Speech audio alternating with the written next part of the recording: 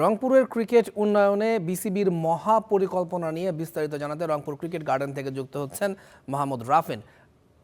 রাফিন, পরিকল্পনা বাস্তবায়নে ক্রিকেট বোর্ড থেকে কবে নাগাদ কাজ শুরু করা হবে, কোনো তথ্য জানিয়েছে কিনা? আবার এ বিষয়ে রংপুরের যারা ক্রিকেট প্রেমী রয়েছেন কিংবা যারা ক্রিকেট সংগঠক রয়েছেন তাদের সঙ্গে আপনার কোনো কথা হয়েছে কিনা?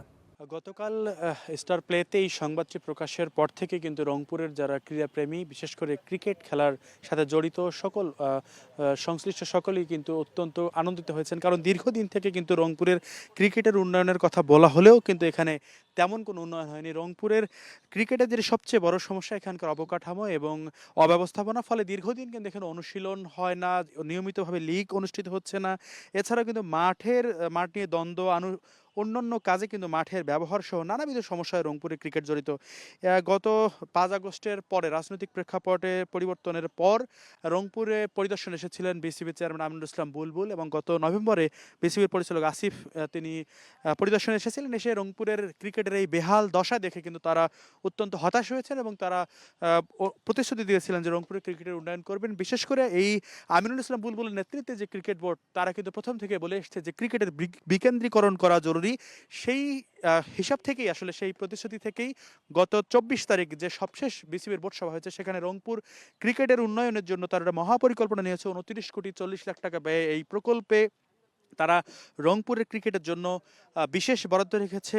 বিশেষ করে ড্রেসিং রুম, আঞ্চলিক অফিস, জিম এবং ডরমিটরি এটির জন্য ১৬,৫০,০০,০০০ টাকা, গ্যালারি এবং প্রেস বক্স এটির জন্য ৫ কোটি টাকা, ইনডোর ফ্যাসিলিটির জন্য ৩ কোটি টাকা। এছাড়াও কিন্তু indoor outer facilities, practice net এবং মাঠ উন্নয়নের জন্য প্রায় ৬০,৫০,০০০ টাকা। এছাড়াও বাউন্ডারি ঘেরাওয়ের জন্য ২,২৯,৫০,০০০ এবং মাঠের প্রধান যে মাঠ সেটির উন্নয়ন এবং ৫টি সেন্টার উইকেট নির্মাণের জন্য ২ কোটি টাকা বরাদ্দের কথা বলা হয়েছে। তো এই সংবাদ প্রকাশের পরই কিন্তু রংপুরে যারা ক্রীড়াপ্রেমী তারা অত্যন্ত উচ্ছ্বসিত হয়েছে যে ৫ আগস্টের পরে রাজনৈতিক পট পরিবর্তনের পর আসলে বিসিবির এই উন্নয়নের পরিকল্পনার জন্য দ্রুত বাস্তবায়ন হয়। তবে এখানে ছোট্ট একটি বাধা রয়েছে।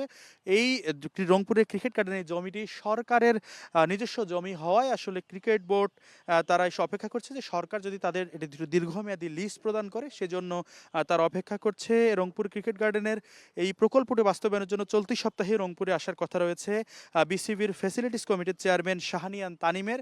তারা এসেই মূলত জেলা প্রশাসকের সাথে কথা বলবেন, যদি একটু দীর্ঘমেয়াদী ২০-২৫ বছর নাগাদ এইটি প্রকল্প, এই জমিটি আসলে বিসিবির আওতায় দেয়া হয়, তাহলে আসলে তারা এই প্রকল্প বাস্তবায়নের কাজ শুরু করবেন। মূলত রংপুর এই ক্রিকেট গার্ডেন থেকে জাতীয়ভাবে বেশ কয়েকজন প্লেয়ার কিন্তু উঠে এসেছে। বিশেষ করে আমরা যদি নাসির, শুভ এবং আরিফুলের কথা বলি, এই ক্রিকেট গার্ডেন কিন্তু শত সমস্যা থাকা সত্ত্বেও বিগত বছরগুলোতে কিন্তু ভালো সাফল্য এনেছে। বিসিবি চায় এই সাফল্য ধরে রাখতে তারা একটি সহায়ক ভূমিকা পালন করবে। পাশাপাশি রংপুরের ক্রিকেটের উন্নয়নে তারা ব্যাপক ভূমিকা রাখবে, এটি বিসিবির পরিকল্পনা। রংপুরের ক্রিকেট প্রেমীরা আসলে অপেক্ষায় রয়েছে জেলা প্রশাসন কখন জমি দিয়ে বিসিবির এই প্রকল্প বাস্তবায়নে সহায়তা করে। রাফিন, আপনাকে ধন্যবাদ। থাকুন আপনি, নিশ্চয়ই পরবর্তীতে আপনার মাধ্যমে আমরা আরও খবর জানাবো।